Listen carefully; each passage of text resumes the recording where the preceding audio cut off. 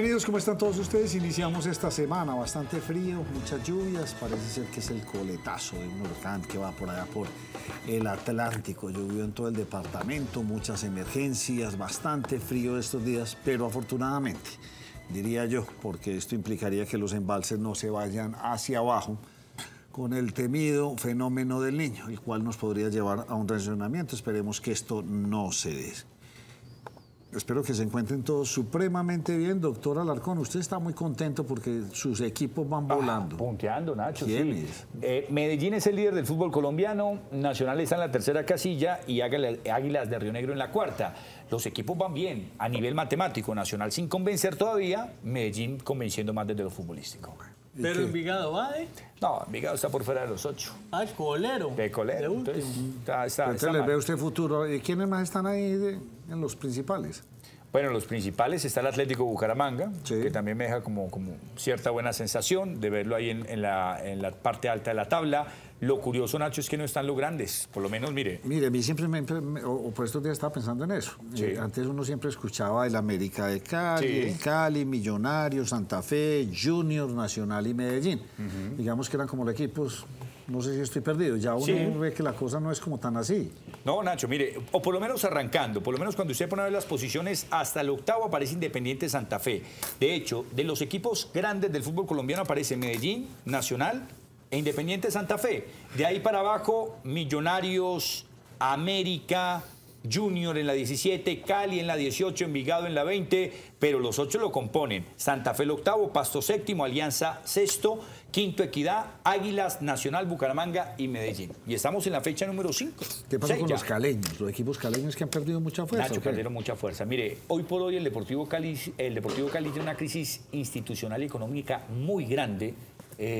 Tiene retrasos incluso para los pagos de sus jugadores, cuerpos técnicos.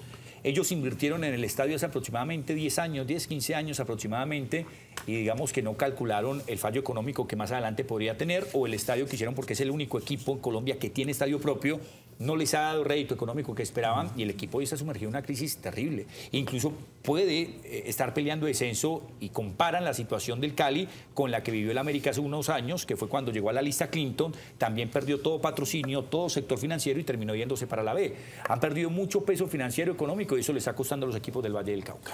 Bueno, vámonos con el orden público, don Duber. ¿Qué pasó en Ituango? Pues Nacho, mire, una historia bastante lamentable en este municipio de Antioquia, donde un oficial y un soldado regular pues perdieron la vida. Allí al parecer lo que sería como un ataque en un hecho de intolerancia por parte de uno de los compañeros. Ahí están los dos uniformados que lamentablemente pues perdieron la vida. Las autoridades están investigando precisamente qué fue lo que pasó con estas dos personas, estos dos soldados, que de acuerdo a las primeras investigaciones pues estos estaban allí de servicio cuando fueron pues atacados, al parecer, como le digo, por uno de sus compañeros con un arma, la misma arma de dotación. Los hechos ocurrieron en la madrugada, Nacho, de este domingo. Y pues de acuerdo a lo que indican las autoridades, están allí, pues ya tienen al uniformado agresor con el arma de fuego de dotación que le digo de uno de los oficiales que terminaba su turno. Con esa misma arma fue que le dispararon. Y entre otras, las FARC. Sí, Nacho, las disidencias de las FARC, desafortunadamente comenzamos a ver lo que parecía que era historia, y nuevamente los hostigamientos a las estaciones de policía. Acá en Antioquia, en el municipio de Toledo exactamente, el día de ayer, esas disidencias del Frente 36 de las FARC nuevamente atacaron allí la estación de policía. Y digo nuevamente porque pues no se había visto esto ya hace muchos meses, no lo veíamos y bueno, por fortuna ningún uniformado de la policía resultó ni muerto ni lesionado, tampoco se reporta como población civil que haya resultado allí afectada, pero sí muchos momentos de pánico, porque escuche, Nacho, cómo la población civil grabó estos momentos y cómo vivieron esta situación.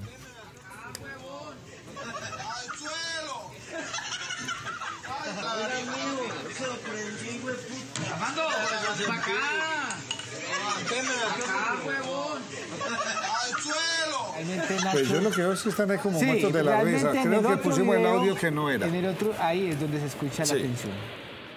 Eso sí, la buena y me puta. Bueno, don José. Don José Gil, y es que parece que nos hubiéramos retrocedido en el tiempo. Desafortunadamente el orden público está como patas arriba. No escuchamos al ministro hablar con contundencia y defender o apoyar a nuestras Fuerzas Armadas. Complejo el asunto, y complejo en la medida en que, ¿qué dijo la procuradora, la procuradora de la paz total? Sí, Nacho, la Procuradora General de la República, Margarita María Cabello, afirmó que el proyecto, o mejor, la ley de paz total no está acorde a la Constitución Nacional. Esto lo hizo en una audiencia pública donde prácticamente, a juicio de la Procuradora, uno de los programas banderas del actual gobierno, vuelvo y le repito, no está acorde ni tiene que ver nada con nuestra Constitución. Veamos a Margarita Cabello. En la ley de paz total no se establecen condiciones específicas para el reconocimiento de la calidad de vocero de paz. Así, no se expresa el vínculo que debe existir entre un individuo y una organización de crimen de alto impacto para que pueda ser reconocida como vocero de paz y por esa vía recuperar su libertad. La ley no tiene en cuenta que la articulación institucional es diferente en tratándose de negociaciones con grupos armados al margen de la ley en comparación con los acercamientos con organizaciones criminales de alto impacto. Y es que por ahí alguno de los ministros, o no sé si fue el presidente Petro, hace algún tiempo dijo, o hacemos las cosas a las buenas o las hacemos a las malas. O sea, hay una cosa con el sistema de salud es que el ADRE no les gire dinero y eso los puede llevar a una crisis. Los está llevando creo que fue la a ministra Corcho la que dijo que podría generar la crisis, que en el fondo era muy fácil. De hecho, la ministra Corcho, la ministra Corcho, desde que estaba en la cartera, en algún momento lo afirmó, pues, y de hecho se rumoró mucho que o a las buenas o a las malas. Si no les aprobaban la reforma de la salud, para pues iban a terminar. Y entonces, a las malas, ¿qué está pasando en este momento? A las malas está pasando, Nacho, que ya 3 de las EPS más... A ver, dentro de las 3 hay 2 que son de las más grandes del país. Estamos hablando de Sura, Sanitas y Compensar. Compensar no es tan grande, pero Sura y Sanitas sí son muy grandes. De hecho, entre las 3 EPS atienden a 13 millones de personas en el país. Estamos hablando prácticamente al 25% de la población. Y afirman que debido a diferentes factores, como la unidad de pago por capitación, que es inferior a lo que ellos esperaban, debido también a... Un 8% menos. Un 8% menos, es cierto. Debido también a que hay algunos recursos que se les debe, recobros, plata de licencias que de han la pagado, misma pandemia del COVID-19, se están quedando ilíquidos y al final de septiembre no tendrían cómo operar. Enviaron esta carta al ministro de Salud. Afirman, mejor dicho, piden una reunión urgente porque bajo esas condiciones ellos no estarían en condiciones de operar hasta después de finales del mes de septiembre. Estamos hablando de un mes. Y estamos hablando de cerca de 40.000 empleados, pero más allá de los 40.000 empleados, los 13 millones de usuarios que se quedarían en el limbo frente al tema del servicio de salud. ¿Y ha dicho algo el gobierno nacional? Nos han dado, Nacho, no han dado respuesta. Incluso esta carta también ya la habían enviado hace 2 semanas, habían enviado ese SOS, por decirlo de alguna manera, para que el ministerio atendiera ese llamado, esa solicitud, porque ellos dicen ya no damos más. O sea, si se llega al final de septiembre y el ministerio no nos gira, no podemos seguir operando. Es una situación bastante grave y, como le decía José, Nacho, pues platas incluso desde la pandemia que no se les han girado a estas EPS. O sea, no es del todo un problema de este gobierno, es un problema acumulado que se acrecentó en este gobierno. Pero sí, le frenan el flujo de dinero. Les frenan el flujo de dinero y se quiebran. Ahora yo conversaba con María Andrea y cerca de $1 billón de pesos. Y María Andrea me decía, le están dando las EPS la razón al gobierno. Yo le decía, me parece que no. Creo que al contrario, el gobierno es el que está creando esta crisis para justificar la reforma en esa falta de atención de las EPS, porque si no gira los recursos que debe girar, pues claro, ¿qué va a hacer las EPS sin dinero? No pueden atender, no pueden operar. ¿Y a quién van a señalar los usuarios de la crisis? A las EPS. Y en particular de esas 3 de las que habla José, habría que resaltar la gestión que hace Sura. Y Sanitas también es muy buena. Bueno, Sanitas y Sura son muy buenos, eficientes, hacen el trabajo. O sea, es pegar por la cabeza, por los que están haciendo bien la tarea. Y pensaría que hasta en el propio caso de Compensar también, aunque Compensar, como le decía, no es tan grande, Pues Pero sí, hace un sería buen trabajo. Sí, y Hace un buen trabajo. en el caso de Sanitas sería es muy fuerte en Bogotá, y en el caso de Sura en Antioquia. Entonces sería dejar las dos principales centros urbanos del país bien afectados. Y más que la cabeza, Nacho, es a los que hacen bien las cosas. Es que yo creo que ese gobierno no se cansa de dar ese mensaje. O sea, a los que hacen mal las cosas, démosles un premio, y a los que hacen mal las cosas, castiguémoslo. O sea, ¿en dónde está la lógica de una equidad social de esta manera? Yo no sé a qué se refieren cuando hablan de una equidad social o cuando hablan de una paz total. Si a los que hacen un buen trabajo se les está castigando y a los que se portan mal, démosles un subsidio. Parece increíble. Sí, señor. Complejo. Muy difícil, Nacho. Muy difícil. María Andrea, ¿usted cómo ha estado? Muy bien, Nacho. Bien, bueno, eso me alegra. ¿Qué pasó con las lluvias este fin de semana? Nacho, es que volvieron las lluvias porque a pesar de lo que estábamos pensando y también experimentando con estos días soleados, pues nuevamente se han registrado unas fuertes lluvias este fin de semana en el departamento de Antioquia que dejan más de 900 personas damnificadas, especialmente en 3 municipios. Le hablo del municipio de Zaragoza, el municipio del Bagre y el tercer municipio, se me va, Nechí. ¿Qué es lo que sucedió? Los Pues mineros. sí, fíjese que en el municipio de Zaragoza es donde más se presentó la dificultad porque se desbordó la quebrada La Oca y el río Nechí, que allí fue donde se generó, mire usted, 900 personas afectadas. Por supuesto, se trasladaron ayudas de parte del DAGRAN, que es la Dirección de Atención de Riesgos y Desastres de la Gobernación de Antioquia, y también dijo el director que no nos confiemos, que a pesar de que estamos viviendo, digamos, esta semana un episodio de lluvias que se puede extender hasta mañana miércoles o el próximo jueves, igual seguiremos con las temporadas de alto calor, esos días soleados que hemos tenido, Nacho. Bueno, esperemos que se vaya la cosa miti-miti. Sí, Mucho miti-miti, calorcito, pero y también que mucha no se lluvia generen para que estos los envases desbordamientos. no se sequen. Óigame, y entonces usted me va a contar aquí que unos hipopótamos, ¿en dónde salieron? Nacho, es que hemos hablado muchísimo de los hipopótamos que están en la vía o en la autopista Medellín-Bogotá, especialmente en Doradal.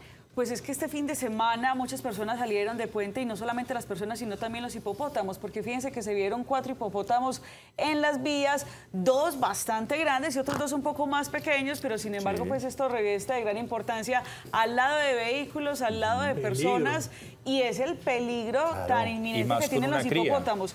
Hay que decir, Nacho, que este año, en el mes de febrero o marzo, el gobernador de Antioquia le había hecho la propuesta al Ministerio de Medio Ambiente para poder aprobar la traslocación o la exportación de estos hipopótamos a México y a India.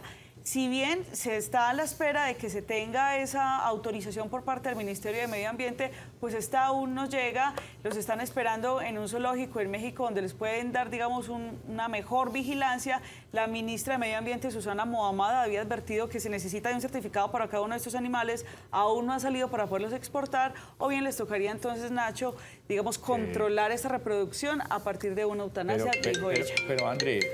parecen un perro cruzando la calle, un gato. Mire que hace 2 semanas también habíamos visto, ahora que usted menciona perro, perdón, hace una semana atrás también se había visto que era en una casa un hipopótamo bebé al lado de un perro compartiendo. Era increíble. Entonces, claro. Los hipopótamos como tranquilos, ¿o no? Nacho, pero peligrosos. O sea, ellos son de El temperamento. rinoceronte sí es muy peligroso. No, pero el muy Nacho, parecido. el hipopótamo le gana al rinoceronte. El hipopótamo tiene... Cuando se chocan los dos, a pesar del volumen que uno dice, no, pues no va a correr casi, no. Y realmente el hipopótamo tiene la capacidad de tener gran velocidad cuando abre, digamos, las fauces, Nacho, pues impresionante. Es que mire, en National... Bueno, no voy a decir aquí...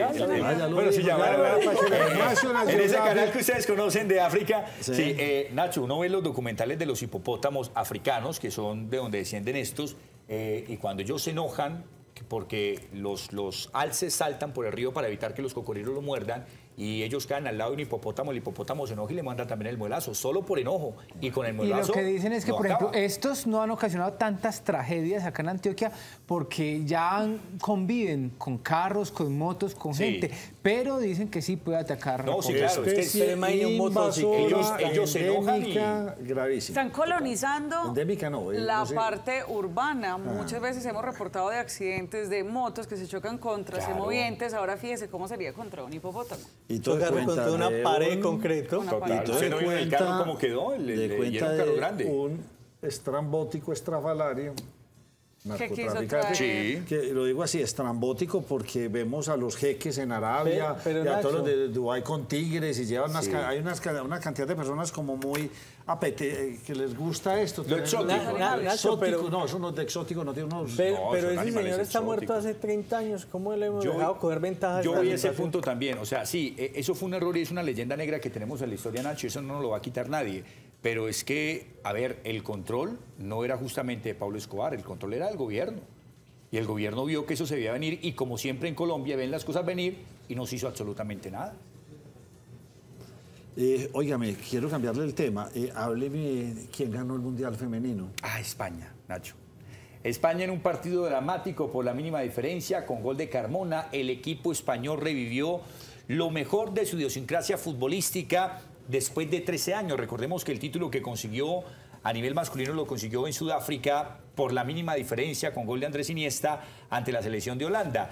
Hoy, o bueno, este fin de semana se vivió una escena muy similar. El equipo español, que fue campeón en todas las categorías del mundo, sub-17, que le ganó el título a Colombia, en la sub-20 y ahora en la de mayores, derrotó una muy competitiva selección británica, la selección de Inglaterra, que fue la que dejó a la selección de nosotros por fuera en la competencia en cuartos de final. Un partido bastante emotivo, pero donde siempre se mostró superioridad del manejo de la pelota de las españolas, Nacho. Y al mejor estilo del fútbol inglés, sí, 2 pases y directamente al arco. Siempre tuvo opciones el equipo británico, sin embargo, Carmona, en una acción muy bien ejecutada a nivel individual, logró marcar el tanto que le dio el primer título mundial a la selección española. Junto a este título, España se suma a la selección de Japón, a la de Noruega, a la de Estados Unidos y a la de Alemania como una de las campeonas del mundial femenino en la historia. Don José. Nacho, y si me permite, con una noticia triste para Carmona. Sí, a su fallecimiento, Porque señor padre. falleció su padre y le avisaron después de celebrar partido. el título. Pero no fue la única situación, digamos, complicada. También Pues estamos hablando de la selección campeona. Sí, Similar, claro, Sí, no. yo supondré que vas a hablar de lo del La renuncia que le directivo. están pidiendo al presidente de Fútbol de España. Sí, después Por el del- beso que le dio del- justamente a... Y porque se tocó los genitales incluso en Delante medio de esa de celebración, la al lado de la reina. reina y de la Leticia. infanta. Sí, señor. Sí. Ah, no sabía lo de los Sí, genitales. sí. Vi Sí, sí. lo del Muy beso, lo de los evidente. genitales no. Sí, sí. Todo mal, eso todo fue- mal. Estamos de novela, farándula, Nacho, Nacho. eso fue toda la Deportiva novela. farandulera. ¿Y Estamos quién de se farándula. tocó los genicales? Todo mal, Nacho. ¿Pero quién hizo imagínese. eso? El presidente. El presidente de la Federación Española. de Fútbol de España. Cuando le estaban entregando las medallas a las campeonas, le dio un beso a esta Es niña. en la boca. En la boca. Pero así Y armó el la escándalo. cogió. Y ya lo demás yo no lo sabía, lo Perdió sabía el puesto. María Andrea. Pues le están pidiendo que renuncie. No, ya perdió el puesto. No, Y Oiga, se tocó ¿o los qué? genitales Va a al terminar lado de la saliendo. infanta. Es ¿Cómo que es opaca la esa hija victoria menor. con sus Hágame el favor. comportamientos? Gravísimo. Mira, vi tenis este fin de semana. Sí. Un deporte que La no es final como- de Final de Cincinnati. Cincinnati. Buenísimo Usted ese no es muy de partido. ese Y deporte, Alcaraz, yo sí me la vi. Djokovic, ¿sí? Partido de 4 horas. 4 horas, un partido a 13 Qué Nacho. Partidazo. sardino tan tremendo este españolete. Alcaraz. Carlos Alcaraz. Qué muchacho tan Pero- bueno. Es pero que ahí vemos muy cómo en bueno. los otros países sí le juegan a otros deportes, que vale la pena. Nacho, pero es que usted qué ve- partida. ¿Sabe cuándo empezó España a trabajar eso, Nacho? Desde el 82, cuando hicieron los Juegos Olímpicos de Barcelona, que no ganaron prácticamente nada en esos Juegos Olímpicos y dijeron, bueno, ¿qué es lo que nos está pasando? Y comenzaron... No, fue cuando empezaron a es que fue cuando empezaron En a el pensar. 82 fue el Mundial. Ah, en el 82. Fue el Mundial de Fútbol. Barcelona 92. Barcelona En el 92, y ellos Imagínate, empezaron no, a trabajar con todos esos reciente, deportes. mire. Claro, se dieron cuenta que no Presidente, y tenían... aquí nos quedamos. Usted sabe cuál Ajá. es mi pelea. Aquí nada más pensamos en. Bueno, aunque vale la pena decir, ellos son un país en una cultura más desarrollada que la nuestra, Nacho. Pero yo no creo en el deporte, pero no. No, Nacho, eso sí cuenta. tiene, Claro, sí, los sí, recursos. Claro, los recursos. Es que, Nacho, mire, sí, claro. Por eso, la Por eso. platica. Y el fútbol colombiano mueve muy buena plata, pero tampoco nos da buen fútbol de calidad. Entonces. Pero Lo hicieron- mínima versus lo que genera, por ejemplo, el fútbol español. Es que Nacho, mire, yo sí quiero hacer la reflexión y la crítica porque aquí nosotros nos rasgamos las vestiduras diciendo, es que no apoyamos los otros deportes. Pero como aficionados, ¿cuántos de nosotros pagamos una boleta por ir a ver baloncesto? O por ir a ver voleibol, o por ir a ver balonmano. Sí, completamente. El porque todavía no primer lo hemos paso montado lo como tiene que dar show. el aficionado. Si verdaderamente le gusta. Aquí se llegó a jugar la Copa Davis en 2 oportunidades. ¿Cuántos pagaron su entrada a Copa Davis para ver a la Selección Colombia? Bueno. Nos No hace falta tendremos, en ese sentido, nos faltan muchos años y no sabemos cuánto para tener Pero Nacho, realmente con deportistas de todo hoy. y eso, que no sé si José se lo mencionó la semana pasada, la pareja de tenis masculino que fue número 1 del mundo. Aquí lo estuvimos, sí. Entonces, Bueno, buen muchachos número 1 en Alcaraz, tenis. buen partido de tenis, maravilloso. Pero Nacho, buen tenista es el Alcaraz, pero mucho mejor es el Djokovic. No, pero la experiencia, es que ya la experiencia Pero de es que Djokovic es volcarle, el hombre es remontarle ese calmado, no partido se después de tenerlo acelera. perdido. Sí. No, lo tenía. ya a los años Le ganó la enseñamos experiencia, la verdad sí le ganó. Sí, la le ganó experiencia más la a experiencia que Djokovic. la energía. Tercer título de Cincinnati Bueno, que tiene. señores, ¿cómo están los colombianos en el exterior? Nacho, muy bien. Por lo menos de cara a lo que viene en la eliminatoria para el mes de septiembre, uno puede pensar, Colombia tiene gol. Luis Díaz marcó su segundo gol en segunda fecha. De forma consecutiva marcó con el Liverpool, el equipo que viene madurando de parte del Loco Club, que no va a jugar Champions, pero va a tener competencia en la Europa League. John Hader Durán marcó su primer gol con el Aston Villa, la victoria 4-0 ante el Everton. Ese Everton que ya prende las alarmas de tener una temporada negativa y muchos llegan a asimilar al equipo peleando incluso descenso, pero en el Aston Villa, John Hader Durán entró para la etapa complementaria, recuperó una pelota, marcó la anotación, primero en su cuenta personal, pero a pesar de no tener muchos goles, Nacho es un jugador al que siempre le dan minutos y siempre lo saben utilizar, y ahí están las cartas de presentación de Colombia para lo que será la eliminatoria que comienza justamente en ¿Y septiembre. cuándo la citan? La próxima semana ya tenemos que tener Sí, un porque es que listado ya la previo. próxima semana es la última de agosto, ¿no? Sí, debemos tener ya, Nacho, y el partido es contra Venezuela el próximo 7 en Barranquilla y posteriormente viaja la selección a enfrentar a Chile. La próxima semana ya tenemos que tener lista de convocados y de parte de Nacional dicen que hay 3 opciones. Está André Felipe Román, lateral derecho, John Solís, que incluso tiene mercado para la Premier League, de hecho algunos comentan ya de fondo que está vendido del todo, y Andrés Salazar, que es el lateral izquierdo de Atlético Nacional, pero es el que más concepto de baja tiene para la convocatoria porque en estos momentos está lesionado y físicamente no llegaría al 100 a la convocatoria. Don José, ¿por qué está creciendo la necesidad de energía? ¿Hay más empresas o Vea, por los Nacho, aire acondicionados? ¿O por qué? en esencia, esta es información que entrega XM, que la entrega mes a mes y donde afirma que durante el mes de julio creció la demanda de energía en un 3.57% en el país. En los últimos 12 meses el crecimiento es del 2.98%. Eso es bueno y no tan bueno, Nacho, porque lo que no es tan bueno es que crezca tampoco. 2.98%. Usted sabe que la demanda de energía tiene mucho que ver con el crecimiento en general de la economía. ¿Cuál es el departamento donde más creció en el mes de julio? En Chocó el 9,5%, en Guaviare creció el 6%, y donde menos creció y donde me parece interesante fue en una región que se llama, o que denominan Tolima, Huila, Caquetá, creció el 1.65%. Y después de esa, donde menos creció, adivinen cuál fue. Antioquia. En Antioquia, solo creció el 1.9%. Por sectores, los sectores donde más creció la demanda de energía fue en explotación de minas y canteras y en transporte y almacenamiento. En el primero un poco más del 8%, en el segundo un poco, casi el 6%. Y aquí viene otro dato que es preocupante. El sector de la industria manufacturera decreció el 9.3% durante el mes. Gravísimo. Decreció el Gravísimo. 9.3%. Entonces, eso habla del comportamiento de la economía. Es que prender un bombillo ya uno se asusta. ¿Usted no le ha miedo prender un bombillo?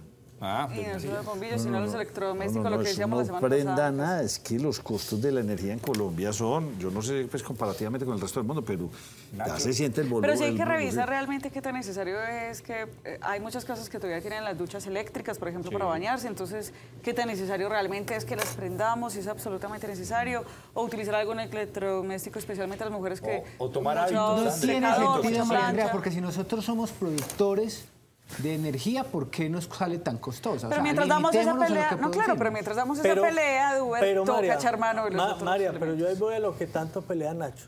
A usted la pusieron, yo no decía a usted, a cambiar bombillos. Y eso Ah, sí, nunca claro, me rebajó. tocó, sí. Usted, Sí, ¿verdad? verdad. A comprar, La ponen a cambiar No, y la electrodomésticos. nevera. Neveras inteligentes. Y las Una neveras. nevera prendida los 30 días del mes se gasta 80.000 pesos. 80, 100.000 pesos, tranquilamente. Una sola nevera prendida. Eso es una cosa de locos y ya son muy eficientes. Yo estoy de acuerdo con usted, no planche. Porque la plancha es un cortocircuito y coge una resistencia y la calienta y listo. Lo mismo los fogones de esos antiguos. Pásese para el gas. Ay, eso para arriba. Fíjense, si Para tienen el arriba. televisor desconectado en el momento que no lo van a utilizar. No, pero eso... sí, Los televisores ahora son de hábitos. una eficiencia impresionante. Sí, para total. arriba. Pero Ya le da son uno- hábitos, Nacho, que a veces pues, no están involucrados en el común denominador de las personas. ¿O cuántos de aquí desconectan el televisor cuando salen de la casa? O el módem del internet. Usted normalmente en la casa no está y no desconecta el modem del El internet. cargador del celular. El Ese cargador también del sigue celular se contando. deja. Es más, Nacho, si usted desconecta el modem del internet y dura 5 horas el modem sin conectarse, hay que llamar a la empresa Sí, de se le turno porque resetea el se equipo resetea. después para Entonces, volverlo son temas de hábitos. Yo no sé, pero está muy costosa, bastante. Bueno, ¿cómo está la venta de inmuebles en Colombia, José? ¿A la baja también? Sí, Nacho, la venta de inmuebles en el país no está a la baja, pero le cuento que no está creciendo lo que se espera. Según Fede Lonjas manifiesta que en el último año hay un aumento sobre todo. ¿Cuál es el tipo de vivienda que más se está vendiendo en el país? La que va entre los 60 y 80 metros cuadrados, promedio 70 metros. El valor promedio de esta vivienda en el país es de 4.039.000 pesos. Por estrato, lo que más se vende en Bogotá es estrato 3 a un promedio de 3.902.000 pesos el metro cuadrado y en Medellín el estrato 4 a 4.662.000 pesos el metro cuadrado. Pero según el DANE, en el segundo trimestre de este año se realizaron 3.358 créditos de vivienda de interés social. Esta es otra cifra preocupante porque es una cifra en realidad bastante baja. Y le voy a hablar por zonas del país. En el eje cafetero lo que más se vende son apartamentos de estrato 3 de 52 metros promedio. En el Valle del Cauca, apartamentos estrato 4 de 56 metros. En la costa Caribe, apartamentos de 54 metros. Ya le mencioné Bogotá y Antioquia, cifras preocupantes en alguna medida y le finalizo con esto. El 60% de los créditos de vivienda se desembolsaron en el último año en 3 regiones, en Bogotá, Valle del Cauca y Antioquia. Otro puente que se cae, definitivamente las vías no son buenas, cada vez improvisamos más. Bastantes dudas nos crean en este programa, sobre todo en Antioquia, donde realmente las cosas van como muy graves, diría yo, en infraestructura. Así muchos digan que las 4G, que ya aplanamos, pero cuando ustedes se van a ver estos circuitos de movilidad en un territorio, por ejemplo, como está creciendo el del oriente antioqueño, usted dice, algo no está bien. Algo no está bien en el diseño, en la estructuración de las vías. Ahora, en la variante del aeropuerto les dio por poner unas cosas en el centro de cemento, lo cual probablemente generará accidentes. Muchos accidentes, muchos. Yo no sé qué pasa. Estamos ahí, diría yo, improvisando. Pero este tema lo vamos a tratar con unos invitados. ¿Cuándo es? Mañana, pasado mañana, que vamos a tratar de entender con él por qué se están cayendo tantos puentes, por qué estamos haciendo las cosas así. Hagamos una pausa. Pues si me permite. Es incomprensible. ¿Hace cuánto vendieron Isagen? Eso fue en el gobierno Santos al principio. Claro, sí, gobierno Santos. No, 12. No, 16. 18, ¿no? 15, No, 16. no. Eso fue Puntualmente gobierno fue 2016. ¿La vendieron 2016. con qué propósito? Financiar el proceso Financiar, no. Y financiar las carreteras. pero claro, las las 4G. Claro, las carreteras. vías de la prosperidad. Bueno. ¿Y cuántas vías tenemos de esas ya funcionando, Nacho? Por ejemplo, vaya usted para el eje cafetero. Yo me acuerdo que hace 10 años yo me iba para Pereira, que lo frecuentaba en 4 horas. Sí, ahora demora 6, 7. No, 8. Y chupando Vergonzoso. mora de para Sí, arriba, es ¿no? vergonzoso. Sí. Estamos haciendo vías para demorarnos más. Es cierto. Eso no tiene ninguna Yo hace presentación. 20 años me iba para Coveñas, cuando me iba a lo bruto, me entraba 7 horas y media. Y suavecito, 8 horas y media. Vaya ahora, Estamos 10, hablando 11, 12 horas. fácilmente. 2 años de Santos, 4 de Duque 6, 1 de Petro 7 y ¿cuántos más falten? Yo no sé, quedan dudas. Vamos a una pausa. Vamos a hablar de algo que se viene para Medellín bastante importante. Allí las tengo, ya volvemos. Si eres mujer mayor de 47 años y hombre mayor de 52 años y se le venció el término para regresar a Colpensiones, aún es posible lograrlo. Consúltenos en el 310-665-8193.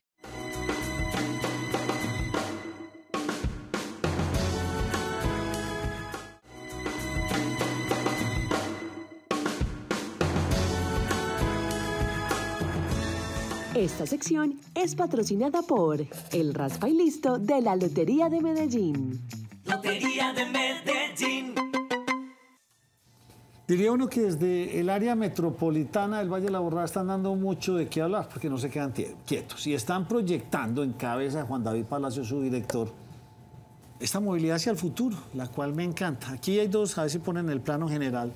Aparentemente son iguales. Pero no, cada vez avanzamos más. Director Juan David Palacio, ¿cómo me le va?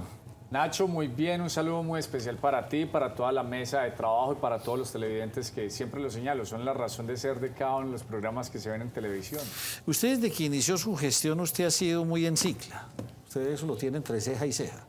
¿Por qué? Porque Encicla representa un programa noble para el territorio y yo lo resumo en un programa que elimina la posibilidad de la congestión y de la contaminación. Un territorio que sea congestionado y que esté contaminado está llamado a fracasar. Entonces tenemos que darle soluciones a la ciudadanía precisamente donde se promueva la movilidad activa, que cumple el ejercicio misional de la entidad, autoridad ambiental y autoridad en materia de transporte. ¿Será que algún día nosotros podemos llegar a países como Suecia, Noruega, donde realmente la bicicleta es la protagonista?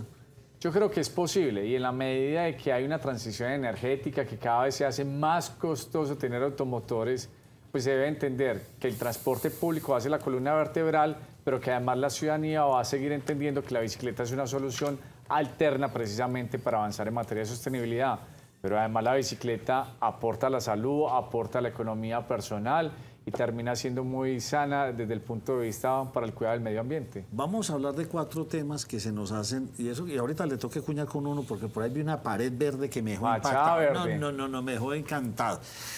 ¿Qué está pasando con las personas que tienen movilidad reducida y no pueden ingresar a este sistema, o qué estamos haciendo para este tipo de personas? Bueno, Nacho, tenemos que hablar sobre la movilidad y entender que la movilidad debe ser universal. Es decir, para todo el mundo se debe contemplar la movilidad porque va en vía de la protección de los derechos.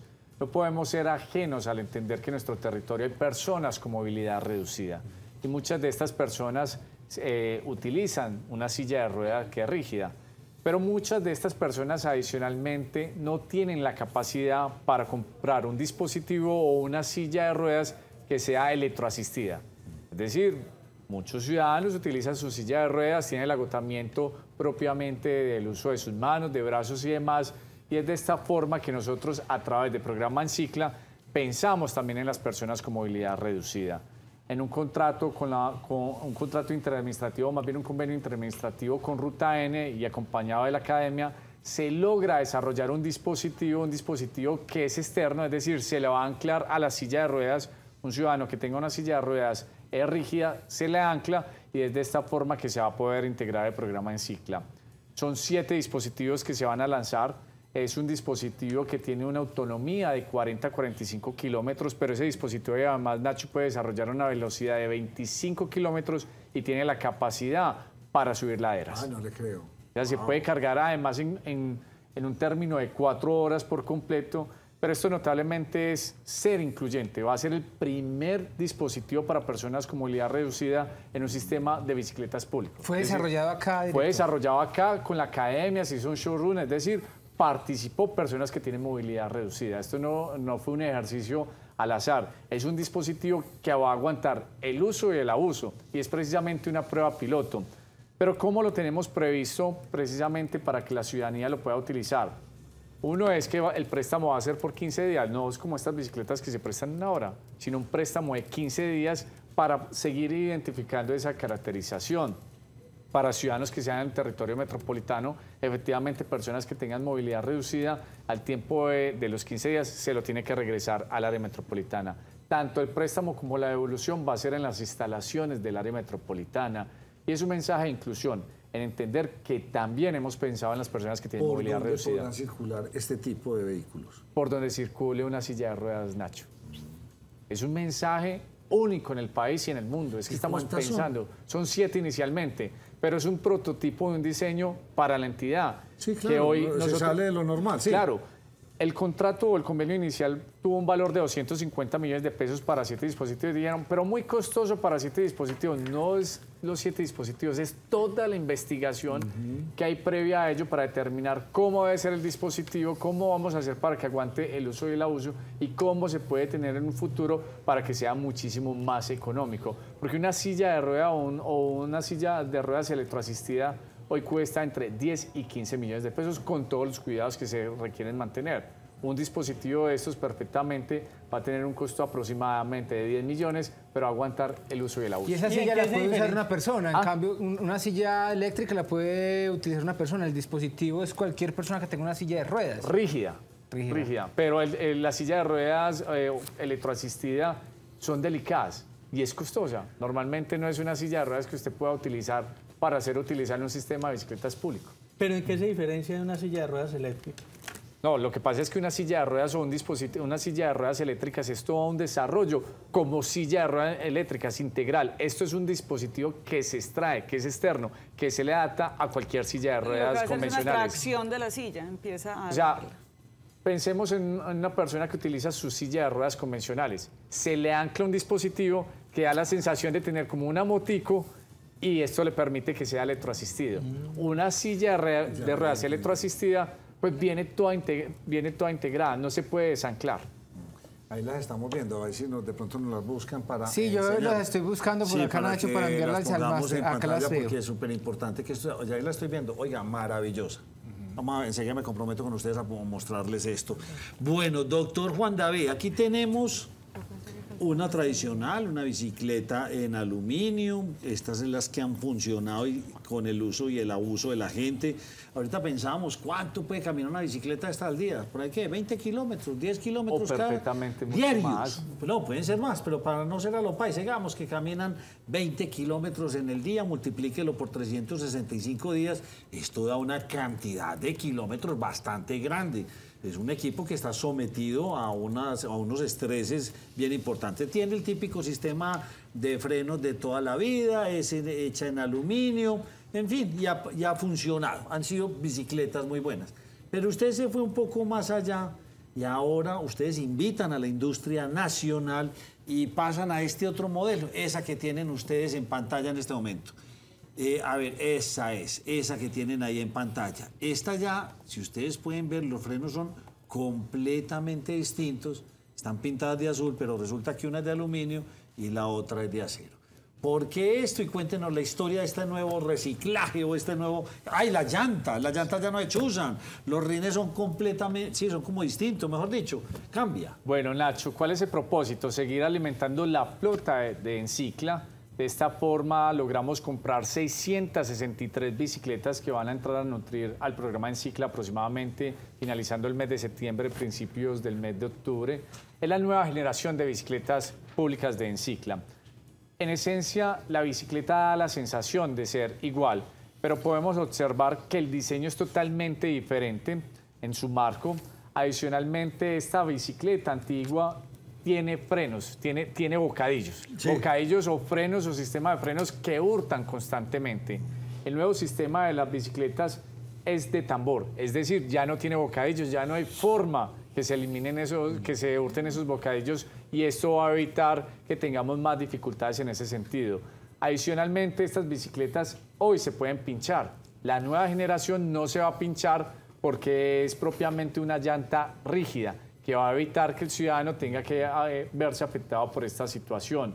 Adicionalmente, esta es una bicicleta en aluminio que ha funcionado perfectamente, pero la otra bicicleta es una bicicleta en acero, es decir, va a aguantar más uso y más abuso, como se dice en el buen sentido, pero que en el evento adicionalmente de tener que hacerse una reparación, la soldadura es muchísimo más sencilla de realizar. La de aluminio es mucho más especializada. No significa que sea más fina, es más especializada. Es más especializada y más compleja y equipos distintos. Párenme, vamos a hacer un break. Listo, veamos las imágenes porque yo no me quería quedar ni los televidentes con esto. Ródenlas, por favor. Mírenla, ahí está. Entonces ese es el aditivo que ustedes inventan para la silla de ruedas. Entonces ese dispositivo se le ancla a cualquier ciudadano que tenga una silla de ruedas rígida. Y con esto automáticamente adquiere una autonomía para poder disfrutar. ¿Cómo quedó? Miren. Óigame, increíble. ¿Y eso lo diseñaron aquí, Juan? Eso lo diseñamos acá, talento local, acompañado de la academia. Pero lo que hay que resaltar, Nacho, es más o menos entre 40 y 45 kilómetros de autonomía. No, total. 25 kilómetros de velocidad. Va a poder subir laderas. Se carga en 4 horas.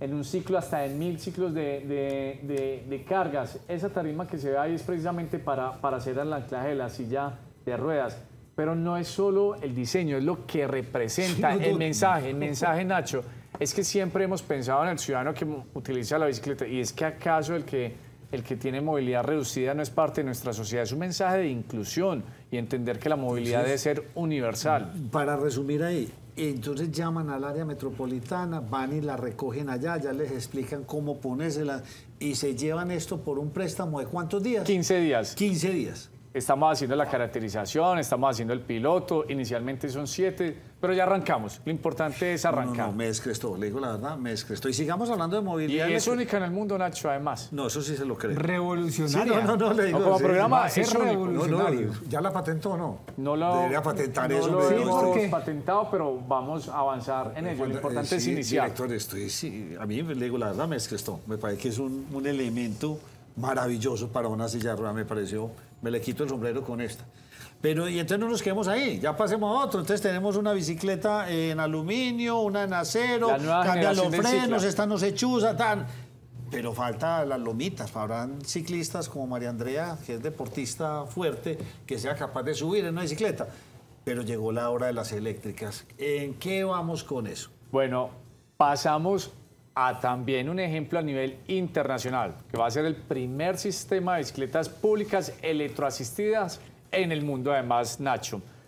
Son 75 bicicletas que ya vienen en camino, vienen desde China. Nos dirán, pero es que China no es tan bueno y demás. No, es un proceso de selección objetiva. Nosotros previamente en el año 2021 hicimos un estudio técnico para hacer la caracterización y la identificación de cómo debería ser esa bicicleta. Sacamos un proceso de selección objetiva y en ese proceso de selección objetiva se presentaron varias empresas, siendo una empresa de Cali quien se lo gana y quien viene a traer las bicicletas.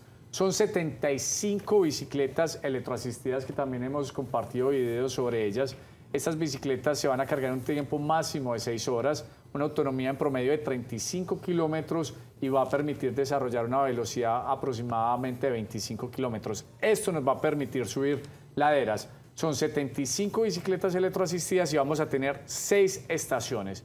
Una en la estación Floresta a conectar Ciudadela Universitaria, en la Comuna 13.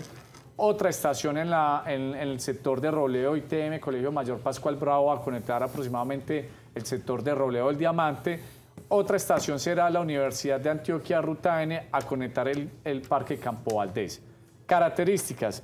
Primero, es para las personas que están inscritas, no va a ser para todo el mundo inicialmente, es para los que estén inscritas, que son personas estudiantes y ciudadanos del sector. Si pueden ver, hay una condición siempre igual, y esa condición es que hay transporte masivo, es decir, el metro de Medellín, sobre el corredor de la 80 va a llegar en corto plazo el metro de Medellín, pero además conecta las universidades. Esta es una forma de acompañar a la ciudadanía y de ir contemplando una expansión del Cicla en un sistema de bicicletas públicas electroasistidas totalmente gratuito.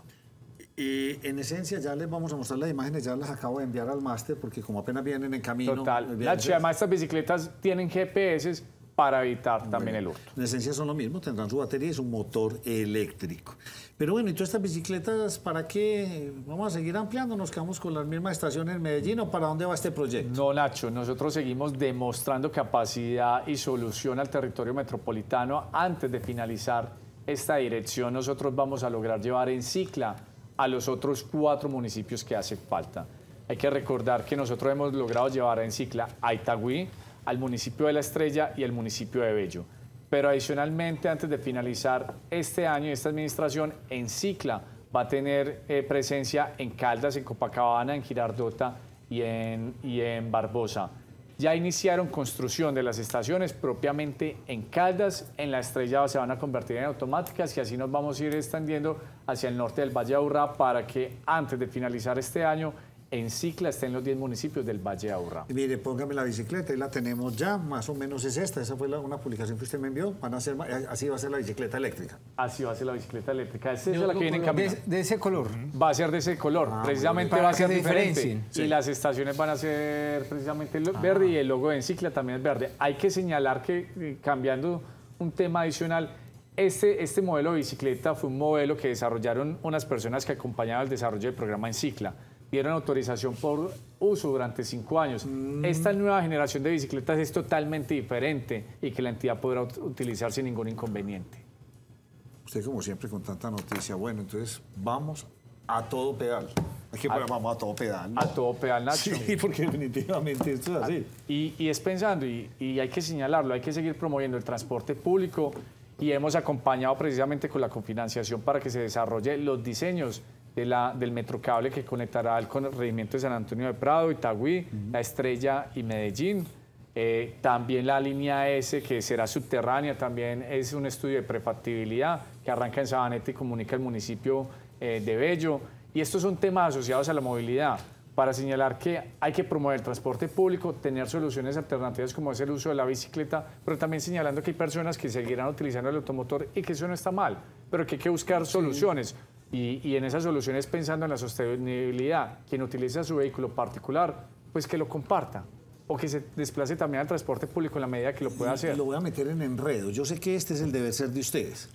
A mí hubo un sistema que me llamó mucho la atención y no sé si de pronto ustedes podrán investigar a futuro esa modalidad. Era el de unas patinetas que uno llegaba, las alquilaba y todo, y las dejaba en la casa y pasaban a recogerlas. Eso no volvió a ver. Me parecía maravilloso porque, o sea, voy del punto A al B, llegaba a mi casa y le dije, mucha gente, no, que es que las dejan ahí en la acera, qué horrible, pero me parecía una solución medioambientalmente buena, súper práctica. A futuro, diría uno que las nuevas administraciones del área metropolitana tendrán que apuntar a eso, acercarlo uno más a la casa. Bueno, a mí esa fue una pregunta que me hicieron y en la construcción del plan de gestión debía determinar si lo hacíamos o no. Yo fui un contradictor de ello. ¿Y por qué, Nacho? Es porque en estas patinetas hay mayor exposición de riesgos y de accidentalidad. Entonces hay que dar soluciones de fondo que definitivamente cuide la salud y la integridad de los peatones y de los ciudadanos. Y este es un mecanismo que efectivamente puede ser muy amigable desde el ejercicio comercial, pero desde el ejercicio de evitar accidentalidad y de salvar vidas no es tan sencillo. La topografía de nuestro territorio primero no es apropiada, pero además no podemos desconocer que los andenes en todos los lugares no es igual, la malla vial no en todos los lugares está perfecta, entonces es muy factible que una persona pueda tropezarse porque la llanta es muy pequeña, salir expulsada y efectivamente sufrir todo tipo de accidentes. ¿Cuántas bicicletas nos harían falta o estamos con el inventario justo para cumplir con las necesidades de los usuarios en Medellín? No, en la medida que se va expandiendo el programa en Cicla se necesitarán más bicicletas, en la medida que más personas demanden el uso del sistema se van a necesitar bicicleta. Acá lo importante es buscar que la ciudadanía se siga sumando. Tampoco se puede tener una capacidad del 100%, Nacho. Hay que tener una demanda insatisfecha y esto tiene una justificación. Si hay una estación de Encicla en la Alpujarra y esa estación de Encicla tiene para anclar 20 bicicletas, alguien que venga, por ejemplo, del poblado en la estación de Encicla y va para la Alpujarra, aspira que esa bicicleta la pueda dejar ahí. Pero si hay 20 bicicletas ancladas, pues no la puede dejar. Entonces, por eso el sistema siempre tiene que tener una demanda insatisfecha para precisamente garantizar la evolución de bicicletas en cada una de las estaciones. Yo quiero que me pongan en el máster la última imagen que les envié de una pared. ¿Ya se tomó la foto o no, Nacho, allá? No, iba a ir ahora al mediodía y no pude ir. ¿Qué es esto, hombre? Explíquenos qué pasó ahí, cuándo pasó y qué o eso es un montaje. No, Nacho, esta es la segunda fachada más grande de Latinoamérica, cerca de 96.000 plantas. Por cada metro cuadrado de plantas hay una absorción de 130 gramos de polvo, pero además allí van a llegar polinizadores que son tan importantes para la existencia humana como las abejas. Es el costado oriental de la alcaldía de Medellín, se construye una fachada verde.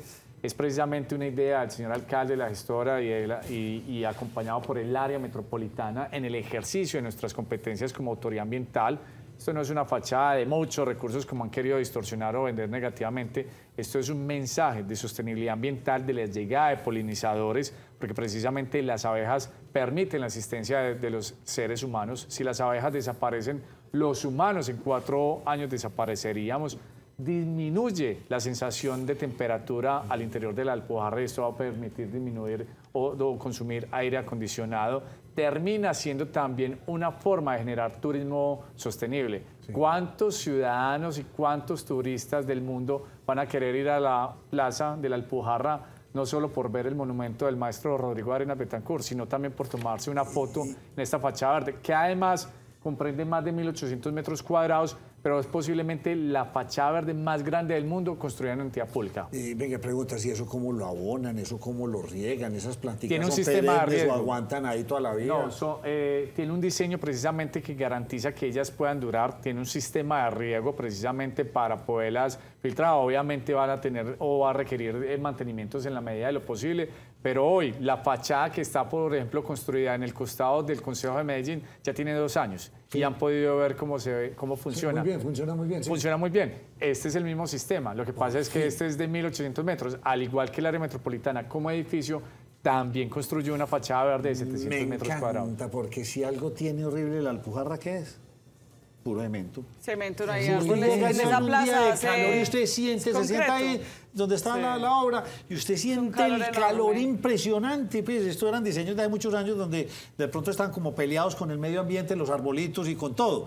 Pero esto es una recuperación importantísima. Ojalá poder tener más árboles allá en esa plazoleta, porque esto genera temperatura, genera espacio para las aves. Oiga, lo felicito. Nacho, muchísimas gracias y seguimos en el área ¿Y usted en el metropolitana. edificio donde entregando- usted trabaja también están haciendo algo Ya parecido? se construyó una de 700 metros cuadrados también. yo la Se vi. logró construir y quedó muy bonita, por cierto. Yo lo vi. Nacho, permítame, yo le hago una pregunta al director que tiene que ver con una buena noticia, por ejemplo, en el caso, para los que queremos mucho los animales, y tiene que ver con la rehabilitación de los titís cabeciblanco, porque el Centro de Atención y Valoración ahora está rehabilitando esos titís. Director, Claro que usted- sí. ¿Eso por qué? ¿De cuándo? Sí, usted, lo invito, en estos días lo invito para que vamos. Él Lo- me presta la y llave ya ahora, de trabajo. ahora en septiembre, Nacho, la inauguración. No, me tiene que invitar. Oiga, septiembre qué va a ser la inauguración. descreste, de primer nivel, el más grande de América Latina. O sea, es un centro de rehabilitación de primer nivel, de cualquier país de Europa. De primer nivel. Hemos logrado dar buenas noticias de continente y del mundo, como ha sido desde el ejercicio ambiental y desde el ejercicio de la movilidad. Hay una especie que se llama el mono tití cabeciblanco. Es una especie endémica, es decir, nativa de nuestro país, pero es una especie además que sufre la inclemencia propiamente del tráfico de la fauna silvestre, del secuestro que yo denomino. Esta especie es muy importante precisamente porque ofrece servicios ecosistémicos como ser dispersores de semillas, control de otras especies y demás. Con el tráfico de la fauna silvestre, es decir, no falta el que es un secuestrador, lo extrae de su hábitat natural, lo lleva a una zona urbana y lo comercializa. Pues resulta que cuando lo comercializan y luego vuelve a la autoridad ambiental, nosotros queremos liberarlos de manera controlada. Y liberarlos de manera controlada no es tan sencillo, porque ellos ya han perdido sus competencias. Sus competencias es que ya no saben vivir en comunidad, no saben buscar su alimento, tienen dificultades. Entonces, lo que hacemos nosotros es un proceso de rehabilitación para poderlo liberar controladamente y no condenarlos a tener en una jaula de por vida o hasta eutanasiarlos, porque esto también sucede. Yo le propuse al director cuando fui a conocer hace poco, pues volví a mirar cómo iban las obras. Yo lo acompaño a usted para dar el visto bueno. Hombre, esto es maravilloso. Esto debería ser algo pedagógico para llevar a todos los niños de las diferentes escuelas o entidades educativas y hacerles un tour allá y mostrarles lo bonito que estamos haciendo, lo grande, la importancia que esto tiene. Usted me copió la idea, pero le digo, va a ser maravilloso, esto a futuro no tiene, y sobre todo la gente que trabaja allá. Director, usted como siempre trayéndonos buenas noticias, muchas gracias.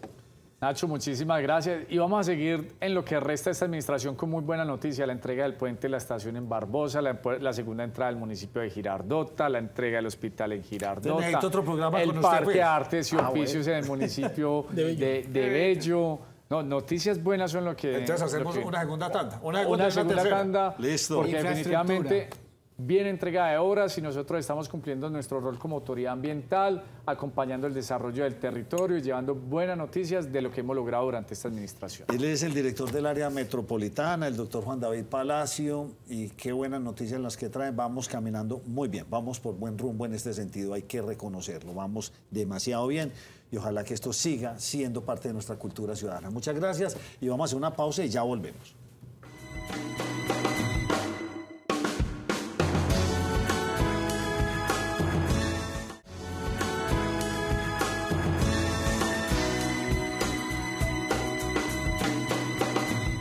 Esta sección es patrocinada por El Raspa y Listo de la Lotería de Medellín. Lotería de Medellín. Y hablemos de temas no tan gratos para nuestra ciudad. Don Duber, ¿cómo está el tema de seguridad? Está, Nacho, bastante preocupante porque mire que hay un incremento en el hurto a las personas en la ciudad de Medellín. Esto comparando las cifras del 2023 con el mismo periodo del año 2022, o sea, lo que va corrido el año. El fin de semana se hicieron virales varios videos donde se podía ver precisamente cómo las personas eran víctimas de la delincuencia. Y es que miren, un 13% se ha incrementado el número de hurtos en la ciudad. Se estima, de acuerdo a información de la Secretaría de Seguridad, que por lo menos 115 hurtos se cometen en el día, y en lo que va de este periodo son cerca de 256.000 las denuncias que se han revisado, que se han presentado ante Fiscalía por cuenta de este delito. Una situación que preocupa bastante, Nacho. José Arias, viceministro de Defensa, don Carlos Ríos, ¿usted cómo me le va? Nacho, muy bien, muchas gracias por la invitación a todos ustedes. Y lo invitamos fue por ese cargo tan fuerte, ex viceministro de Defensa, que creo que le da un poder de conocimiento. ¿Qué está pasando, hombre, con la seguridad? ¿Cuál es su opinión? Nacho, nosotros lamentablemente en la ciudad de Medellín tenemos una cogobernanza en los barrios populares. Aquí lamentablemente tenemos 10 GDO y 83 GDCO que han venido administrando la seguridad de todos los medellinenses. Estas estructuras se montaron no solamente para administrar lo que muy bien Dubier decía, el tema de los atracos, sino de la extorsión, del microtráfico, quiénes son los que venden los productos perecederos y necesarios en nuestras casas, en los barrios de Medellín. Esta administración se ha dedicado simplemente a ver un reflejo fiel de lo que se ha venido desarrollando durante décadas con el tema del homicidio, porque no es cómo aplaudirle a esta administración lo que ha venido pasando con el homicidio, sino ha sido una estrategia pública, política de todos los desarrollos que nosotros hemos hecho. Y antes, por el contrario, esta administración poco o nada ha hecho con el tema del homicidio, porque la mejor estrategia para el tema de seguridad, para combatir el homicidio, es atacar los objetivos de alto valor. Esta administración no ha hecho absolutamente nada con eso, pero adicionalmente tampoco, Nacho, ha trabajado en el tema de las rentas ilícitas. Es que ahí es donde hay que acabar el negocio de lo que está pasando con ellos. Mire, ese es el diagnóstico y lo conocemos plenamente. Todos los días se discute aquí en esta mesa. La pregunta es, ¿no será que el modelo está fracasando? Es decir, tener policías de otras partes, los rotan por todo el país, realmente los tenemos concentrados en algunos puntos muy, muy fuertes y realmente en las comunas ya, pues, digamos, no hay esa presencia. ¿Qué está fallando este modelo? O realmente, en su concepto, usted que conoce el tema, eso va bien y estamos como debe ser. Nacho, no, estamos de acuerdo. El diagnóstico, como usted muy bien lo dice, todos lo conocemos. El problema es que hoy tenemos un plan cuadrantes, que yo siempre he criticado el plan cuadrantes porque no refleja la cercanía que uno tiene que tener con el ciudadano. Antes había una policía comunitaria que tenía la posibilidad de conocer verdaderamente qué necesitaba la comunidad. Y era un tema mucho más enfocado a la prevención y no a la reacción. Es que la percepción siempre va a seguir incrementándose cuando el ciudadano no sienta seguridad y cuando el ciudadano ya sea atracado. Lo que nosotros tenemos que buscar es la prevención del delito. Pero adicionalmente, Nacho, miren, estoy de acuerdo con lo mismo que usted muy bien dice, y esto es un tema de sentido común. Uno no tiene que ser experto en temas de seguridad para entender la seguridad. No es poner policías en cada esquina. Es tener capacidad de desarrollos tecnológicos que nos permitan a nosotros poder cuantificar y tener la capacidad para poder trabajar conjuntamente con todas las áreas estratégicas operacionales con respecto al tema de la seguridad. Hoy, lamentablemente, nosotros compramos unos Robocop, que estamos más preocupados para que no le roben las llantas que la misma capacidad operacional que se debería ver reflejada con respecto a la seguridad. Hay muchos desarrollos. Mire, yo fui viceministro del GESED, que es el grupo empresarial del sector defensa. Dentro de esas 18 empresas está Indomil, Cotecmar, Agencia Logística de las Fuerzas Militares, la CIAC, que es la Corporación Industrial Aeronáutica Colombiana. Unos desarrollos de unos UAV, unos aviones no tripulados, que nos permiten a nosotros hacer una aerovigilancia continua con respecto a las necesidades que se tienen en materia de seguridad. Y es una conjunción de materia operacional integral que nos permite a nosotros poder ir hacia la prevención y no hacia la reacción. Usted ahorita dijo dos palabras, ¿cuáles fueron? Los G de no sé qué, los G de tal. Y es que en eso terminamos en este país. Todos los años a alguien se le ocurre, ya no son pandillas, ya son grupos de no sé qué. A los 6 meses, no, cambiamos. Y entonces terminamos cambiándole el nombre, pero la esencia y el dilema sigue ahí. Usted propone más tecnología. Nacho, es que miren, en los países en donde hay mayor conflictividad en materia de seguridad ciudadana y de orden público, la solución siempre ha sido la ciencia, la tecnología y la innovación. Pero vuelvo y le pregunto, ¿y eso para qué sirve? Y perdóname que le diga, sirve para lo siguiente. Entonces yo llego y le meto tecnología. Voy a judicializarlo y es un enredo la judicializada, que todos los policías viven tristes porque lo capturan y mismo lo liberan. Y si logro judicializarlo, lo llevo a la universidad del crimen, que son las cárceles de Colombia. Desafortunadamente no son centros de resocialización, sino universidades. Entonces, ¿qué componente tan complejo en el que estamos? Nacho, usted muy bien lo dice y esa es la realidad. Es decir, tenemos un eslabón perdido que es la justicia, en donde lamentablemente no hay una sinergia interinstitucional que nos permita a nosotros poder combatir verdaderamente la lucha contra la criminalidad. Pero en materia de seguridad, por lo menos ese primer eslabón que no está perdido porque es netamente institucional y le corresponde a un alcalde y a la capacidad institucional de poder tener tranquilidad hacia los ciudadanos, y es el tema de la conducta operacional ligada netamente a la ciencia, la tecnología y la innovación. Nosotros no podemos tener simplemente un eslogan de que hoy somos un distrito de ciencia, tecnología e innovación y no apuntarle a eso. Hacia allá es donde tenemos que llegar. Pero adicionalmente, Nacho, mire, hay dos líneas transversales en materia de seguridad. Uno es que al delincuente no le gusta que lo vigile. La sola vigilancia le permite a él mayor o menor, capacidad operacional con respecto al crimen. Y lo segundo, Nacho, indudablemente hay que acabar las rentas criminales. Es que ellos están ahí, es por eso. Por eso es que los homicidios en Medellín se han bajado. El negocio de ellos no es matarse, el negocio de ellos son sus rentas criminales y sus derivados, ¿de acuerdo? Por eso no se matan. María porque Andrea. es que si llegan allá, efectivamente... Sí, claro, ya entendió que ese no es el negocio. El negocio no era el asesinato, el negocio era de las rentas criminales y de ahí hay plata. Así es. Sin embargo, concejal, pues tenemos más de 2.800 cámaras, pero aquí en algún momento la señora Claudia Carrasquilla nos decía, hay que verificar si realmente esas cámaras sí están funcionando todas.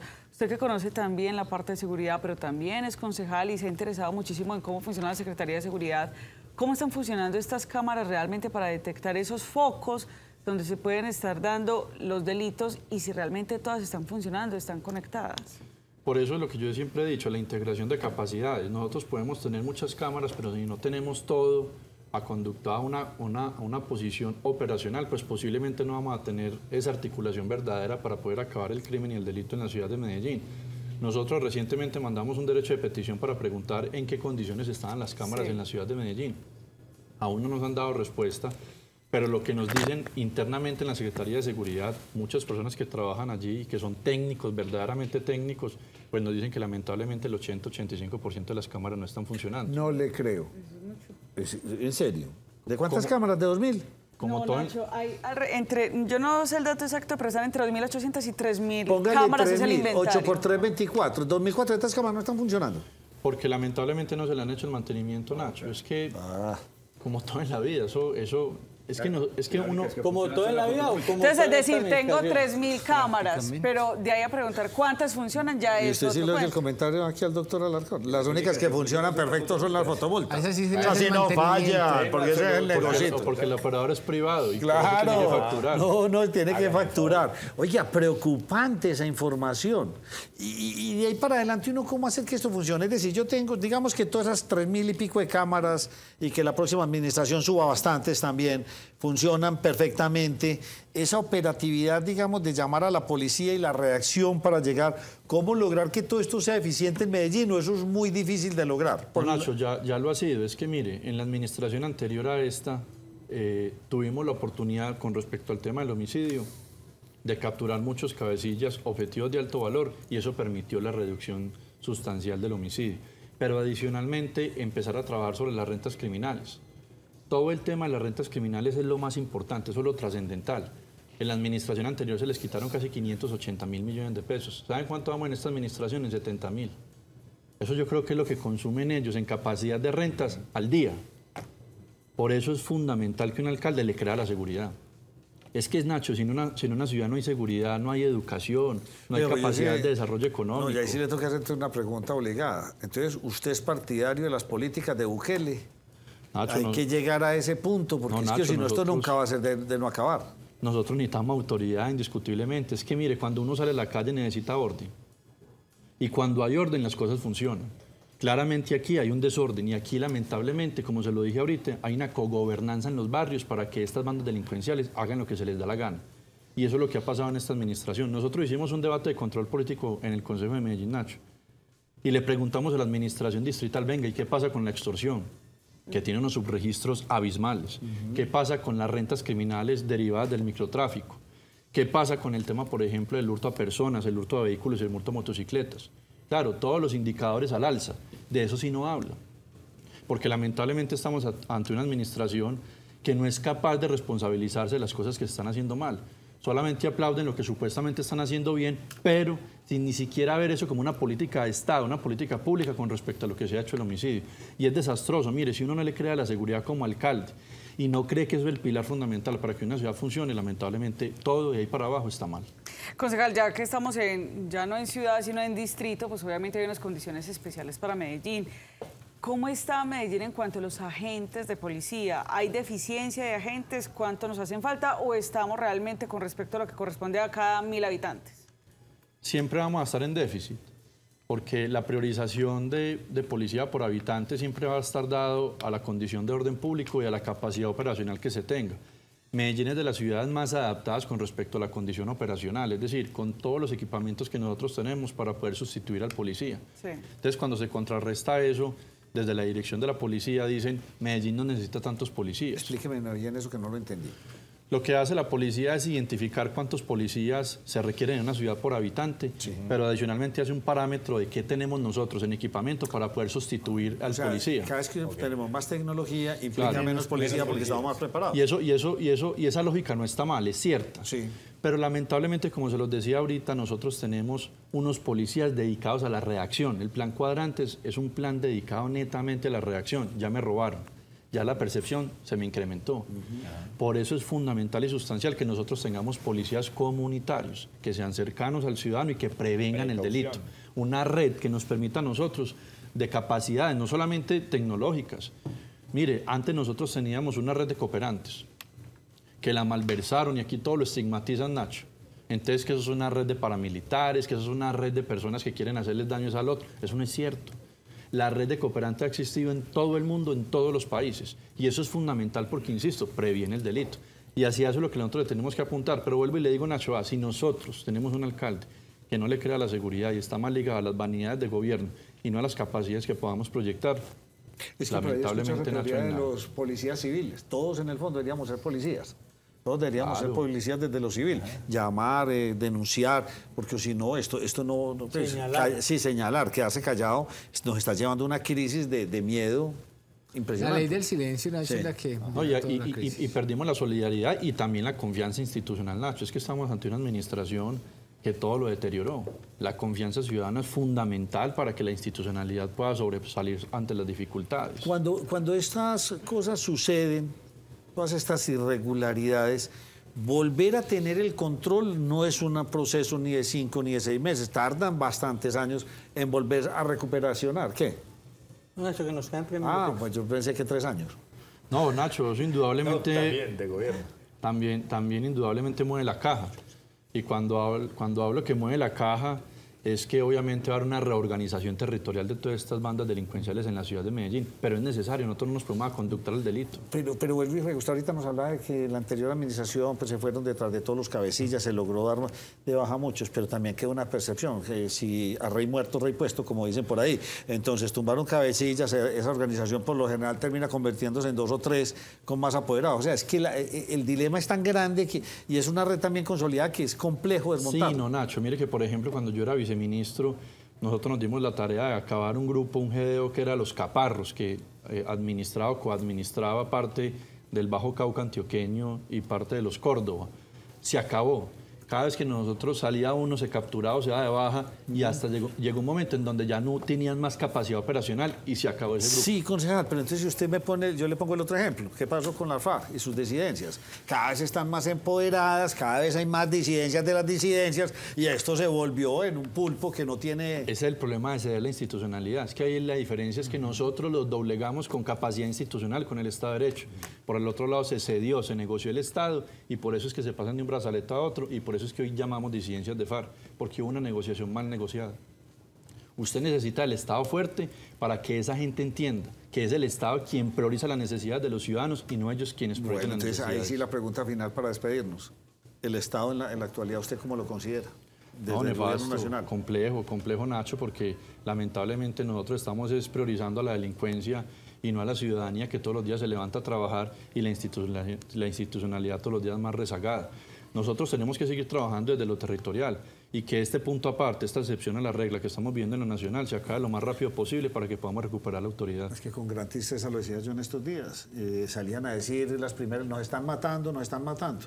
Y uno no oye al ministro de Defensa decir, están matando a nuestros policías, los están matando, ahí sí no. Porque era una bandera de campaña, Nacho, sí, no era una realidad que le naciera del corazón, era una campaña para deteriorar un gobierno y poder cimentar su campaña política para las elecciones. Concejal, gracias por habernos acompañado. O sea, el panorama que usted nos pinta es crítico. Habrá que entrar a tomar decisiones de choque y rápido y volver a tratar de frenar a todos estos grupos que ya entendieron la cosa. No nos matemos.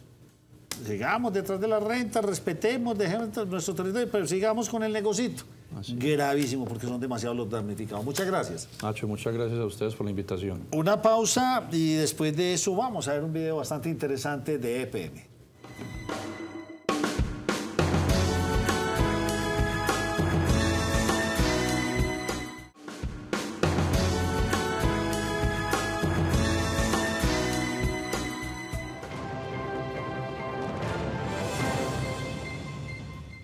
Bienvenidos a Perso Noticias, el micronoticiero de la Personería Distrital de Medellín.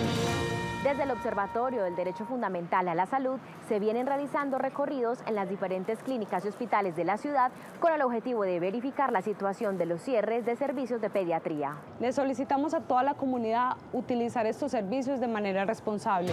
Con alrededor de 800 atenciones se realizó una nueva jornada de personería en mi comuna. Esta vez el turno fue para el Parque Biblioteca Gabriel García Márquez. Realizamos la socialización de la 9ª versión del concurso interuniversitario de Derechos Humanos Medellín 2023. Medellín, una ciudad que impulsa el liderazgo. Esa es la temática que estaremos abordando en el 9º concurso interuniversitario de Derechos Humanos 2023.